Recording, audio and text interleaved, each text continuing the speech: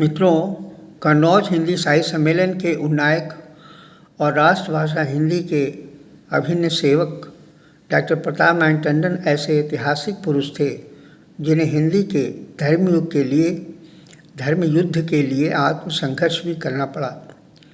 देश तथा विदेशों में हिंदी को प्रतिष्ठा दिलाने के लिए जो संकल्प राजर्षि पुरुषोत्तम दास टंडन, पंडित श्री नारायण चतुर्वेदी ने सुदृढ़ अभियान के रूप में उत्तर प्रदेश हिंदी साहित्य सम्मेलन के मंच से लिया, उस अधूरे पड़े अभियान को गति तथा नेतृत्व प्रदान करने का श्रेय डॉक्टर प्रताप नारायण टंडन जैसे समर्थ हिंदी सेवी को ही जाता है, जिसे विस्मृत नहीं किया जा सकता।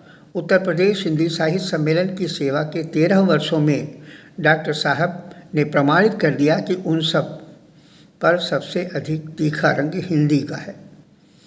राष्ट्रभाषा हिंदी के नाम पर तन मन धन सब निछावर कर दिया, हिंदी के महीप हो गए।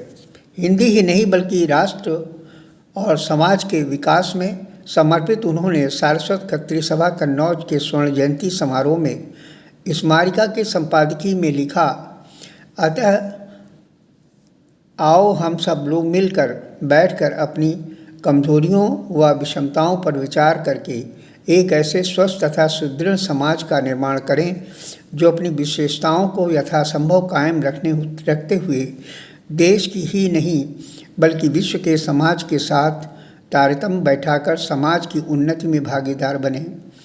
उनकी कथनी और करनी का वैचारिक स्वरूप हिंदी साहित्य सम्मेलन जैसी संस्था को ही मिलता है। मैं तो इतना ही कहूँगा कि कन्नौज खत्री वंश में बड़े बड़े सूरमा पैदा हुए, कि कन्नौज में यदि किसी ने खत्री वंश का ऋण चुकाया तो वह डॉक्टर प्रताप नारायण टंडन है। उन दिनों की बात है जब डॉक्टर साहब 1983 में मास्को की यात्रा से लौटे थे। सूचना एवं जनसंपर्क विभाग के उपनिदेशक श्रद्धेय शंभूनाथ टंडन से मुलाकात हुई। उन्होंने उत्तर प्रदेश साहित्य सम्मेलन का स्वर्ण जयंती अधिवेशन कन्नौज कस्बे में कराने का प्रस्ताव रखा। इसी प्रस्ताव के साथ वह लखनऊ आवास पर भी पंडित श्री नारायण चतुर्वेदी से बातचीत करने पहुँचे। विचार विमर्श के पश्चात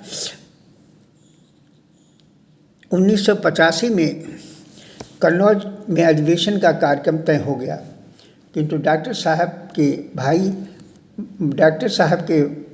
के बाईपास सर्जरी ऑपरेशन के कारण उसे स्थगित करना पड़ा। किंतु स्वस्थ होते ही वह तिथि फिर 11-12 जनवरी 87 को तय की गई, किंतु समिति के कोषाध्यक्ष श्री जगदीश नारायण मिश्र खुन्नू भैया की असामयिक मृत्यु से कन्नौज दहल गया और यह कार्यक्रम डॉक्टर साहब ने फिर स्थगित कर लिया। बाकी उतार चढ़ाव और डॉक्टर साहब की अस्वस्थता फिर भी आड़े नहीं आई और यह अधिवेशन 17 व 18 अक्टूबर 87 को फिर सुनिश्चित हुआ। डॉक्टर साहब को ये श्रेय अवश्य प्राप्त हुआ कि उत्तर प्रदेश में इतने बड़े स्तर पर हिंदी अधिवेशन की श्रृंखला का महत्वपूर्ण आयोजन कस्बे में पहली बार हुआ। मुझे उन्होंने इस अधिवेशन का प्रधानमंत्री बनाया और कहा कि अधिवेशन मात्र 40,000 रुपये में करना है। मैंने भी कहा ठीक है, कह दिया, किंतु अधिवेशन के समापन पर लगभग 2 लाख रुपए खर्च हुए, जिसे डॉक्टर साहब ने स्वयं वहन किया। कुछ अभिन्न सहयोगियों ने गुप्त रूप से दान किया तथा पत्रिका के लिए विज्ञापन दिए, जो समुद्र में एक बूंद की तरह साबित हुआ। मानव संगम की पत्रिका प्रहरी के एक संस्मरण में डॉक्टर साहब ने लिखा कि उत्तर प्रदेश हिंदी साहित्य सम्मेलन के स्वर्ण जयंती का भव्य आयोजन 17 और 18 अक्टूबर 87 को कन्नौज में पूज्य भैया जी साहब पंडित श्री नारायण चतुर्वेदी जी की प्रेरणा से और कृपा से उनकी छत्रछाया में संपन्न हुआ था। ये उनकी हिंदी सेवा का प्रतिफल था। उनके आमंत्रण पर वियोगी हरि जी, डॉक्टर विद्या निवास मिश्र, डॉक्टर शिव मंगल सुमन जैसे तपोनिष्ठ हिंदी सेवी कन्नौज जैसी छोटी नगरी में एकत्र हुए। भैया साहब ने अपनी मनोकामना प्रकट की कि कन्नौज में साहित्यकारों की शोभा यात्रा निकाली जाए।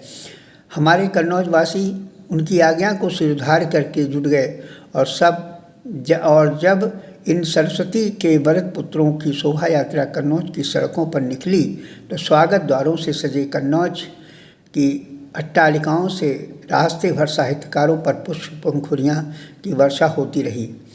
स्थान स्थान पर कन्नौज वासियों ने साहित्यकारों की आरती उतारी और उनके माथे पर मंगल तिलक लगाया। इस भव्य शोभा यात्रा में सबसे आगे भैया साहब चल रहे थे। वे हर्षित थे, पुलकित थे। साहित्यकारों का अभिनंदन देखकर शोभा यात्रा की समाप्ति पर बोले, न भूतो न भविष्यति। मैं धन्य हो गया।